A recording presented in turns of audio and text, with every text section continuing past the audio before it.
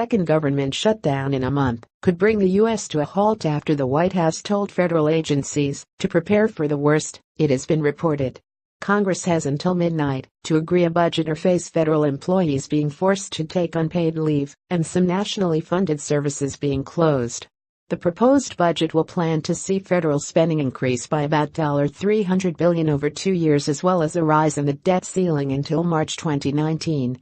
A spending plan for the government was meant to be agreed by Congress in January. However, a deadlock between Republicans and Democrats led to a 3-day shutdown before the parties passed a temporary funding plan that provided money for federal services until today.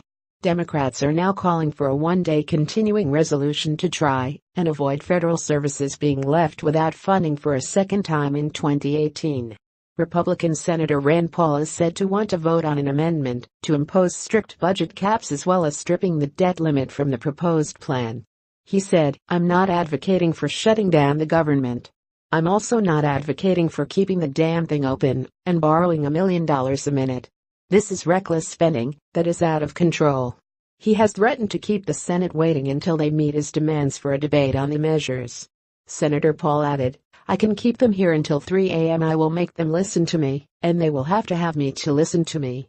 Meanwhile, Democrats in the House of Representatives are threatening to vote down the bill unless immigration demands are met. The left-of-center party wants protection for hundreds of thousands of mostly young immigrants known as Dreamers. They've also insisted that the budget bill will not include funding for Trump election pledge to build a wall on the border with Mexico. Speaker of the House, Paul Ryan, has admitted the bill is dependent on support from the Democrats. He said, "Part of it depends on the Democrats. This is a bipartisan bill. It's going to need bipartisan support."